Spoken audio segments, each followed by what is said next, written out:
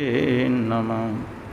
पूज्यपाद गुरुजन, उपस्थित माता एवं भक्तिमती बहनों, मधुमंगलमय संत समाज, गुरु महाराज की असीम कृपा से हम लोग संत मत सत्संग में बैठे हुए हैं।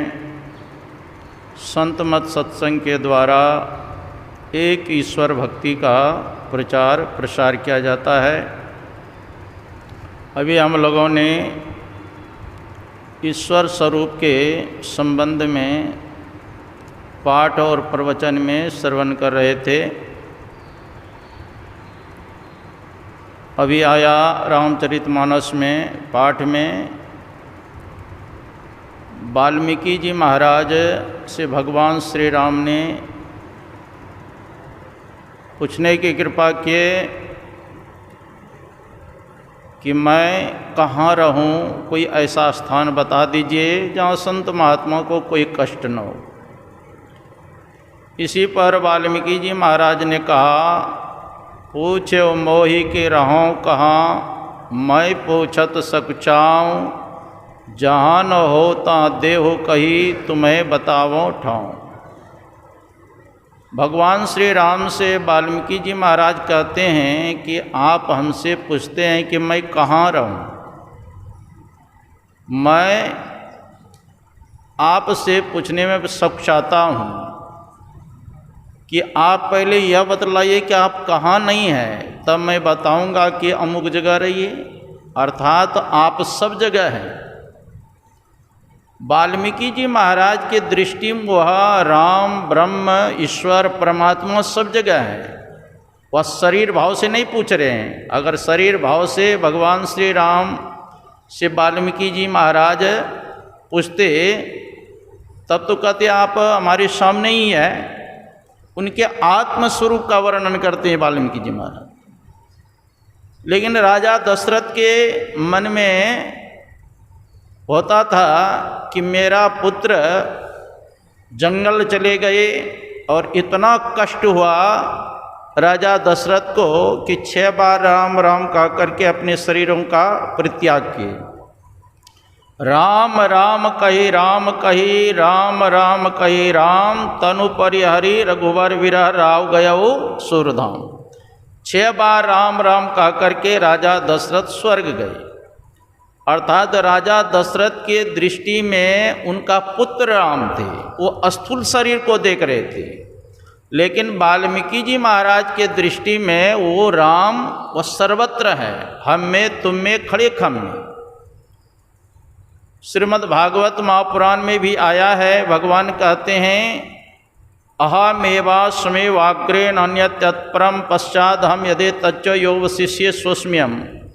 भगवान कहते हैं कि सृष्टि के पूर्व में केवल मैं ही मैं था। मेरे अतिरिक्त न स्थूल था, न सूक्ष्म था, न कारण था, न अज्ञान था। और सृष्टि के रूप में जो कुछ भी प्रतीत हो रहा है वह भी मैं ही हूँ, और जो शेष बचता है वह भी मैं ही हूँ। यही बात उपनिषद में भी आया है। ओम पूर्णमदः पूर्णमिदं पूर्णात् पूर्णमुदच्यते पूर्णस्य पूर्णमादाय पूर्णमेवावशिष्यते। वो परमात्मा पूर्ण है। पूर्ण में से जो यह सृष्टि निकली हुई है यह भी पूर्ण है। अपूर्ण में से पूरा निकाल लेने पर शेष बचता वह भी पूर्ण ही है। उपनिषद में आया है ब्रह्म वेदमृतम प्रस्तात् ब्रह्म पश्चात दक्षिण तश्चोत्तरेण अधश्चोर्ध्वं च प्रसृतम ब्रह्म वेदम विश्वमिदं वरिष्ठम। वह अमृतमय ब्रह्म ही आगे है, वह अमृतमय ब्रह्म ही पीछे है, वह अमृतमय ब्रह्म ही दाएँ है, वह अमृतमय ब्रह्म ही बाएँ है, वह अमृतमय ब्रह्म अंदर भी है और बाहर भी है। जब भगवान कृष्ण द्वारकापुरी जाने लगे तो माँ कुंती हाथ जोड़ करके स्तुति करती है, नमस्ये पुरुषं तद्दम ईश्वरम प्रकृते परम अलक्षम सर्वभूतानां अंतर्बहिर्वस्थितम। नमस्ये पुरुषं तद्, हे आदि पुरुष मैं आपको नमस्कार करती हूँ। नमस्ये पुरुषं तद्दम ईश्वरम प्रकृते परम, आप ईश्वर हैं और प्रकृति से भी परे हैं। प्रकृति कितने हैं? हम लोग गुरु महाराज के पद में पाठ करते हैं, ए प्रकृति द्वय उत्पत्ति लय होवे प्रभु की मौज से। दो प्रकृति हैं, एक जड़ प्रकृति, दूसरा चेतन प्रकृति। जड़ प्रकृति में आते हैं स्थूल सूक्ष्म कारण महाकारण तक जड़ प्रकृति, और कैवल्य को चेतन प्रकृति कहते हैं। इसी को अपरा प्रकृति और परा प्रकृति भी भगवान कृष्ण गीता में कहते हैं आप दोनों प्रकृतियों से परे हैं प्रभु। नमस्ते पुरुषं तद्दम मीश्वरम प्रकृते परम और लक्ष्यम सर्वभूतानाम। प्रभु आप इन नेत्रों के द्वारा दिखाई नहीं देते हैं, अंतर बहिर्वस्थितम, लेकिन आप अंदर में भी रहते हैं और बाहर भी रहते हैं। अंदर बहिर्वस्थितम, वो परमात्मा सब जगह रहते हैं। प्रकृति पार प्रभु सब उर्वासी, ब्रह्म निरीह विराज अविनाशी। और प्रकृति से परे है लेकिन सब उर्वासी, वो सब के अंदर भी है और बाहर भी है। एक अयोध्या में पलटू दास जी महाराज, उन्होंने अपनी वाणी में कहने की कृपा किए हैं। पलटू दास जी महाराज कहते हैं, पूरब में राम है, पश्चिम में खुदा है, उत्तर और दक्षिण कहो कौन रहता।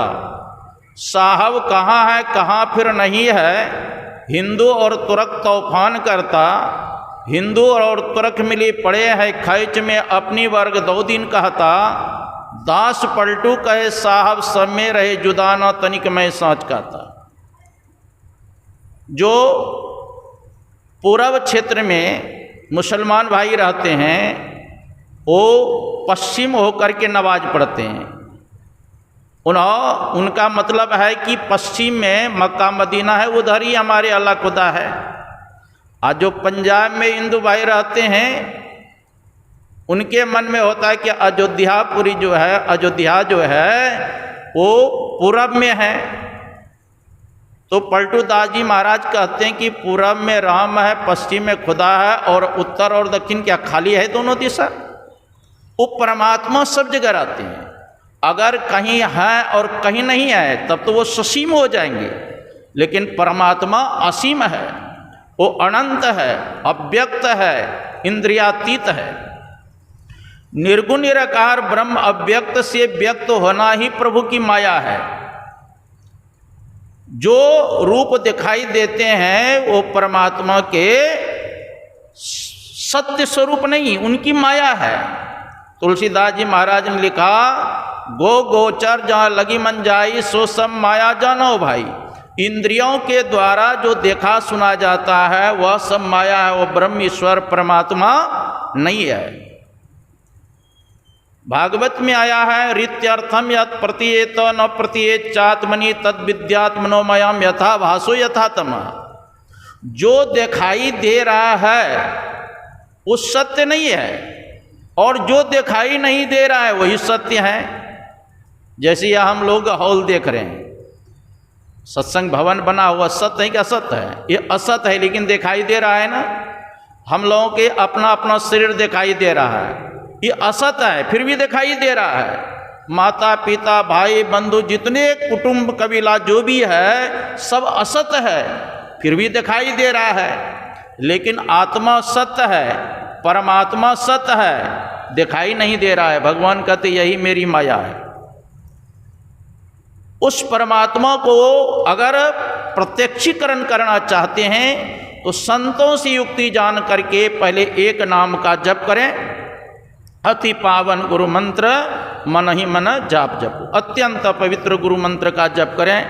मंत्र बहुत है, लेकिन उन मंत्रों में श्रेष्ठ मंत्र भगवान शंकर कहते हैं गुरु मंत्र है। सप्त कोटि महामंत्रा चिद विभ्रंशकार कहा, एक एवं महामंत्रो गुरु रत्यक्षरद्यम। संसार में 7 करोड़ महामंत्र है, सभी मंत्र चित्त को भ्रमित करने वाला है, लेकिन 2 अक्षर जो गुरु मंत्र है सभी मंत्रों का राजा है। इसलिए गुरु मंत्र का जप करना चाहिए। ध्यान मूलम गुरु मूर्ति, पूजा मूलम गुरु पदम, मंत्र मूलम गुरु वाक्यम, मोक्ष मूलम गुरु कृपा।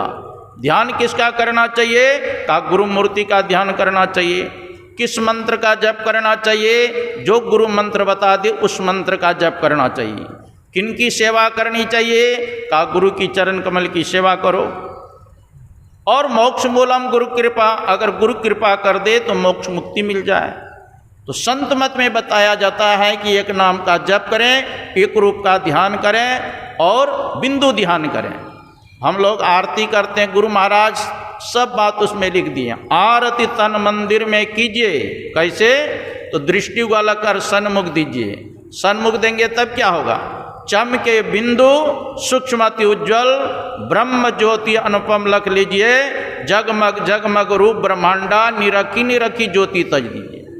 यहाँ तक दृष्टि हो। इसके बाद शब्द सुरत अभ्यास सरलतर करी करी सार शब्द कह लीजिए। अपने अंदर में अनहद शब्द हो रहा है, उस अनहद शब्द में एक शब्द है सार शब्द। शब्द खोजी मन बस करे, सहज जोग है ए सत्य सजनी सार है या तो झूठी दे। आदि शब्द को पकड़ेंगे, पहले अपने स्वरूप का ज्ञान होगा, फिर परमात्मा का साक्षात्कार होगा। इबादत है किसी नासाद को फिर साद कर देना, इबादत है किसी बर्बाद को आबाद कर देना। यही सीखा है हमने मुर्शद के कदम छूकर, खुदा से हो अगर मिलना पता खुद का लगा लेना। जब तक अपना पता नहीं लगेगा तब तक परमात्मा का पता नहीं लगेगा। ये आप लोगों से हम थोड़ा सा कहा। बोलिए श्री सद्गुरु महाराज की।